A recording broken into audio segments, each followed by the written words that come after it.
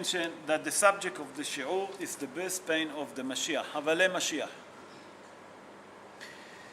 I don't know how many of you done Heshbon Nefesh for the last 7 months. Everyone understand what is Heshbon Nefesh? No.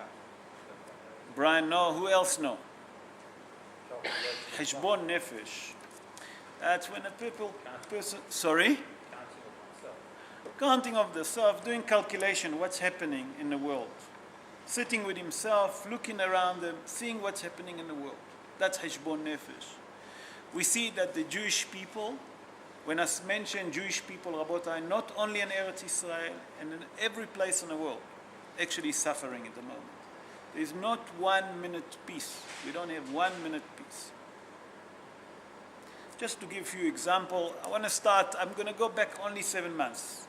Really, I don't want to go too much. We saw what's happened to the 3 young boys, those 3 holy boys. Then we have the war. Immediately after that, we saw how much sorrow there is all over the world. And we was thinking that it's going to end up, we hope that it's going to end up in a massacre in Har Nof, but it didn't. Last week, it was in Europe, in France, you all hear what's happened. So we see from here that we actually don't have a minute peace. The Jewish people doesn't have a minute peace. Why is that? And we're going to explain. Just bear with me to the end and you'll understand. We have to understand that what we see today, all of those prophecies been told us thousands of years ago by our sages. Around 2,500 years ago, 2,000 years ago. Our sages also mentioned to that prophecy what our prophets say already. And to understand that, all of those prophecies, some of them very difficult prophecy that we see that our prophets say. We know what Jeremiah said, that's the prophet Jeremiah. And then we have the prophet Zechariah. Zech. You like it, huh? Prophet Yehezkel and Amos. All of those prophets mention, some of them mention difficult, some of them, most of them, I hope good. I will touch briefly the bad one, and then I'm going to move to the good one. To understand, because to go about the bad thing, it's going to depress. It's not that we're not supposed to be depressed, we're supposed to do tshuva, but the main idea is we have to have hope. And that's the main reason of Havale Mashiach, that I decided to link it together. So I'm going to link it to the Gemara in Masechet Sota, what our sages say. The Gemara in Masechet Sota, in page 49-2, our sages say, Be'ikvot demshiha. What it means, Ikvot demshiha? In a time the Mashiach will come. The time that the generation going to be ready to receive the Mashiach. What's going to happen? So the Gemara say like this. Chutzpah yazge. Chutzpah, everyone know what is chutzpah? No. Who doesn't know what is chutzpah? No, I don't. You don't know. Very good. If anyone don't understand it, well, please tell me. Chutzpah, it's mean, in simple English, cheekiness. Nachon? There is no other word to chutzpah. Cheekiness, chutzpah yazge. That means that we'll see chutzpah in the world all over, at home and outside. Then the sages say, V'yoker ya'amir. We'll see that the price of thing in the world will be very expensive. Hagefen titen pirya. Hagefen, referring to grapes, to the wine. We'll see that there is a lot of grapes. Beautiful. The fruit will be beautiful. Ve'ayayin beyoker. And the cost of the wine actually going to be very expensive. Doesn't make sense. If you have too much, it would be cheap. You understand? Umalchut te'afech liminut. Wherever it's mentioned malchut, the word malchut, referring, remember that, malchut is a kingdom, and talking about Eretz Israel, that the kingdom, that means the ruling in Eretz Israel, minut. What it means minut? Anti-religion. We see what's happening in Israel, Eretz Israel, that everything is against religion. They don't want to leave the religious people alone. They don't give them a minute break. Not only that, it tells us, "Ve'en tohachot babait." That means that if you want to rebuke your own kids, you want to rebuke your own member of the family, you can't do that. And then the Gemara carry on and on, that it say, "Bet va'ad yafech leznut, kala behamata." That means that we'll see that a mother-in-law and a daughter-in-law can't live together. And on things. When you see that time, you know that you are in a time of the Mashiach. And who can say that those things is not here today? I mean, if we look back 50 years ago, people used to respect each other. The respect that you used to get from each other, people, a word was a word. Today, with all the scam, you can't believe what's happening in the world. Every day, I get different phone calls. I have a problem here. Today, I get a very difficult phone call from a good friend of mine. He's a friend. He said, "Rabbi, I need to ask you a favor. I have a problem. I don't have enough time to spend with my wife, and it's actually start to affecting the marriage."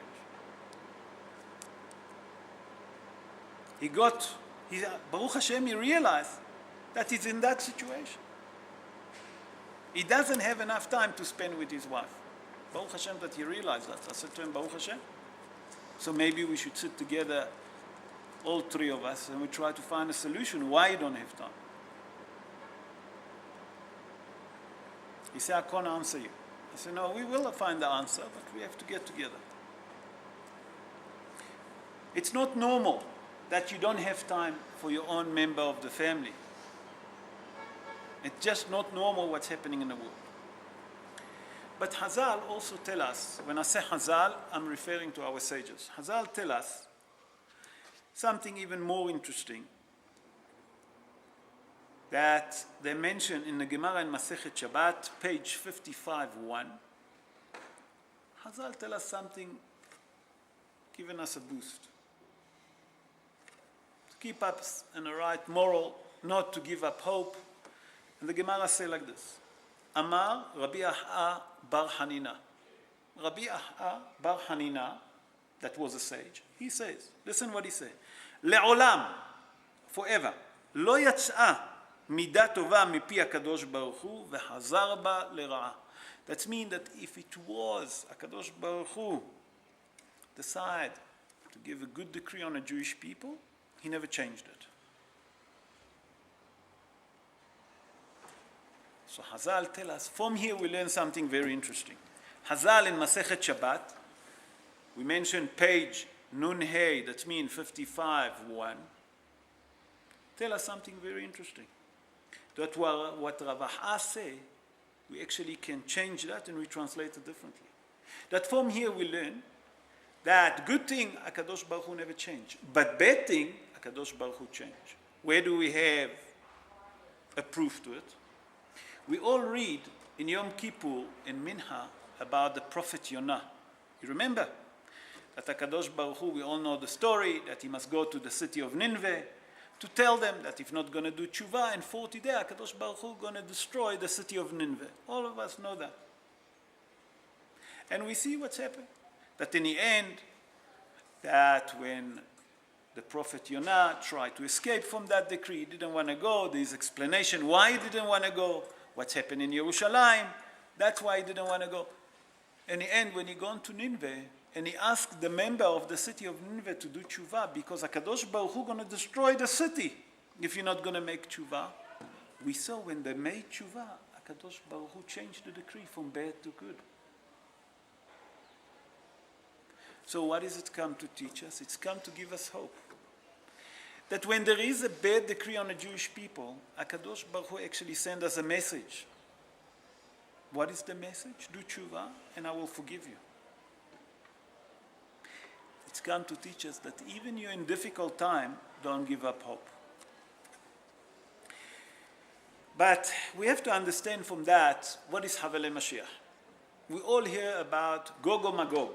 That's the war of Armageddon. Everyone heard about it? Is anyone that didn't hear about it? Anyone know about it before I try to explain what is Armageddon? Anyone know? Sorry, the end of?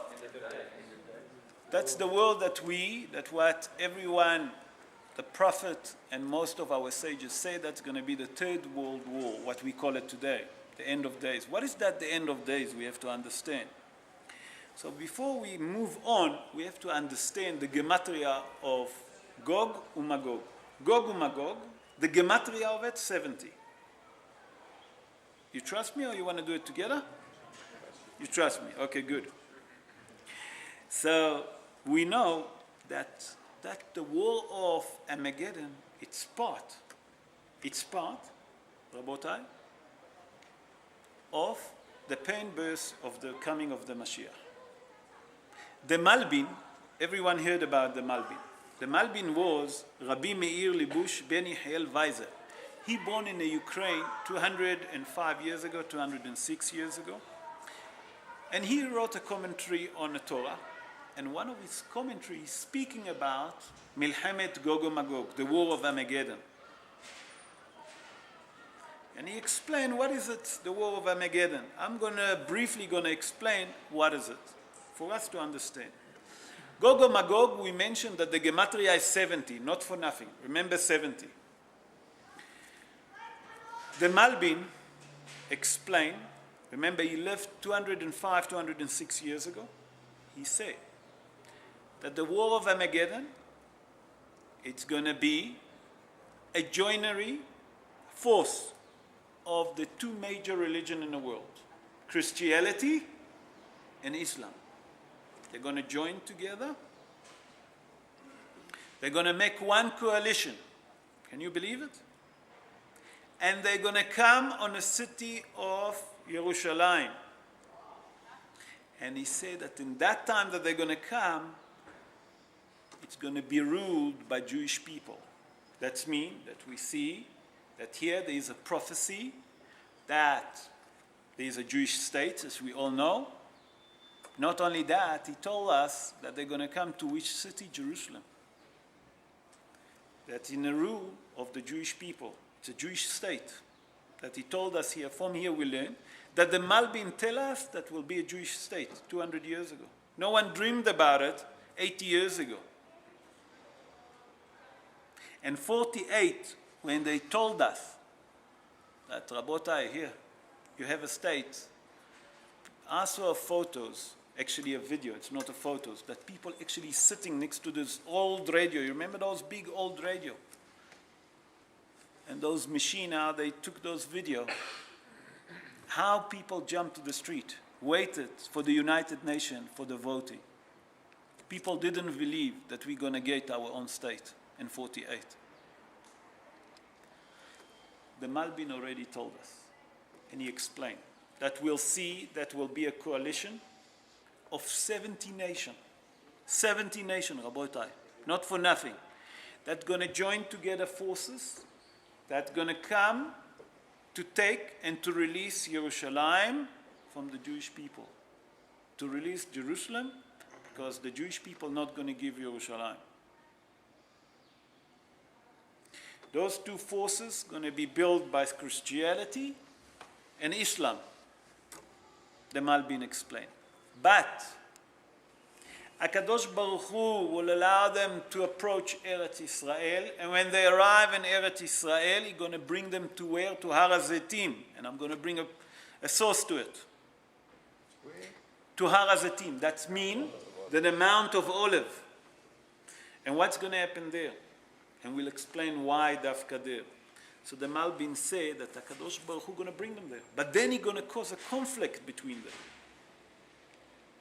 And that's when the world of Armageddon is going to start. The Third World War. That's how it's going to start. And how is it going to start? We have to understand. But to understand that, where does it come? The prophet Zechariah. Hanavi Zechariah. In chapter 14, verse 2, what did he say? ואספתי את כל הגויים אל ירושלים למלחמה. The prophet Zechariah said that HaKadosh Baruch Hu will gather the entire Gentile to the war on Jerusalem. We have to understand who's those Gentiles. It's not just normal Gentile. In verse 3, continue. And he said, listen what he said. V'yatsa Hashem. And then, at that time, HaKadosh Baruch Hu, V'yatsa Hashem li'ilachem bagohim ha'em. And those Gentiles. Then HaKadosh Baruch Hu going to go to war against those Gentiles. HaKadosh Baruch Hu going to war. Rabotai, listen. Not the Jewish people. HaKadosh Baruch Hu. Ve'amdu raglav bayom hahu. And in that day, where he want to stand? Al Har HaZetim, on Mount of Olive, he going to stand. From here we learn that those nations going to reach Mount of Olive. The war going to be on Mount of Olive. The Mefarshim ask why. Why dafka on Mount of Olive? So the explanation is, you know what, before that, before I explain why dafka Mount Olive, we have to understand why do they call it Gog and Magog? What's the reason that they call it Armageddon? In English you call it Armageddon. What's the reason of Gog and Magog? So the prophet Yehezkel answered that question. In chapter 38, verse 18, he said like this, V'aya bayom hahu. And at that day, Bayom bo Gog, and that day, that Armageddon, Gog and Magog, Gog and Magog, remember, come to the land of Eretz Israel, that when he arrived al Admat Israel, Ne'um Hashem ta'aleh hamati be'api. That means on that day that he will come, the anger of HaKadosh Baruch Hu, HaKadosh Baruch Hu actually basically going, what he say in English, going to lose his temper. Remember we say 70 nations, Gentile. Who they are? These millions of people. Just for us to understand what's going to happen in that world, 2/3 of the world going to be wiped off. 2/3 of this world going to be wiped off. Who's those Gentiles that are going to come, and why dafka on Mount Olive?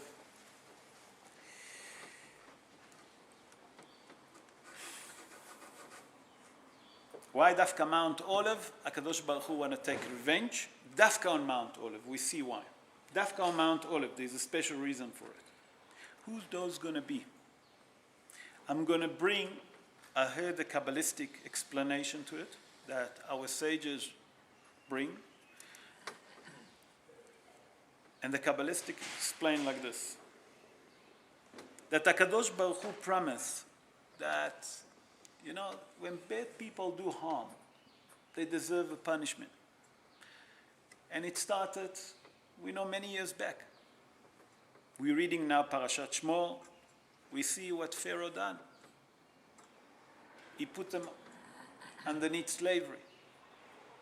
After Pharaoh, we got Eretz Israel. Then came Nebuchadnezzar.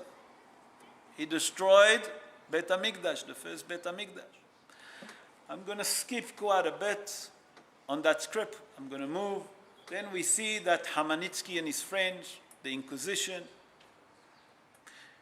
the French Inquisition, the Spanish Inquisition. And the last one that was not long ago, what's happened in Germany and the Holocaust, we all know. Kadosh Baruch Hu going to take revenge. He doesn't forget. His memory and his computer is much bigger than we can explain.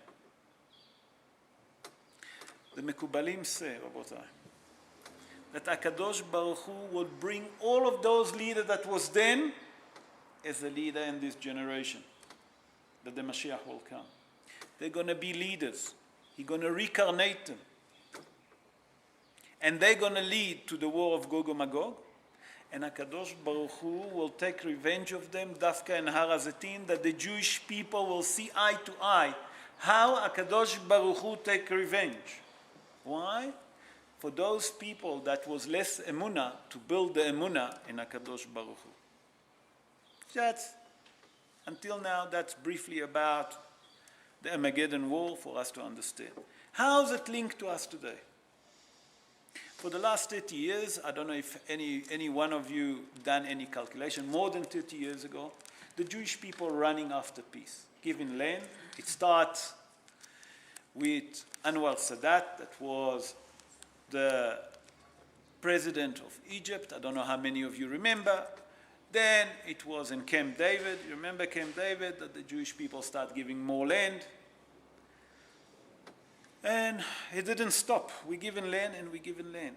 And that kind of attitude being translated as a weakness.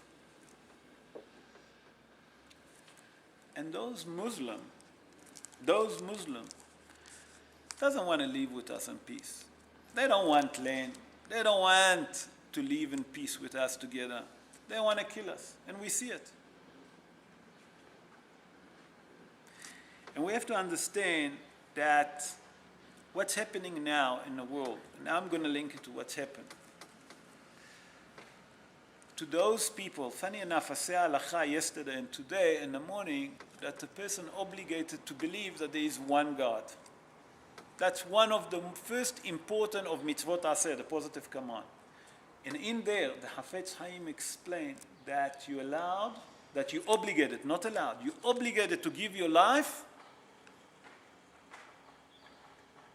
Rabotai, that's the most important thing in life, just to keep your emunah. So those people that we see that got murdered, the Rabbonim that actually got slaughtered inside a shul, inside Beit HaMidrash, when I saw the footage, I couldn't sleep. It's not normal how savages they are. Those people doesn't want peace. Those people want to kill us. Our sages explain like this. The birth pain of the Mashiach, it's similar to the birth pain of a baby. How does it work? The woman, before she gives a birth, she's in pain, agony, screaming, davening to HaKadosh Baruch Hu in her heart, please help me. Please, let me survive that pain. I tell you, I didn't understand that pain until 2.5 weeks ago. 2.5 weeks ago, I realized what is it to give a birth. When I have the attack of a kidney stone, if any one of you have that, you know what pain is it. That pain you can't describe, I tell you. I don't know how to describe it. Even if you ask me again, I don't know how to describe it. It's strange pain. It's not a normal pain. And it said the same like a woman screaming and shouting and davening to HaKadosh Baruch Hu to survive that birth. That's what's going to happen to the Jewish people just before. They're going to have a lot of pain. They're going to see a lot of things that they don't want to believe. But in the end of that pain, the same like a woman after she gives birth, she see the baby and everything changed. The smile on her face. She see that little cute baby and she hold them and she smile. That's what's going to happen when the Mashiach comes. When the Mashiach comes, the pain suddenly going to disappear. The same like after you give a birth. We're all going to live in a different era. It's a different era completely that we don't understand. Not going to be any more evil inclination. People not going to do harm. People not going to do bad to each other. Only good. But until then, we have to suffer a little bit. And we're almost there, Rabotai. I would like to conclude, to bless all of us, that me, please God, me never see any more pain. Not us. Not the Jewish people anywhere in the world. And not any other people. It's enough with pain and suffering. And we, please God, will be among those that welcome the Mashiach speedily in our days.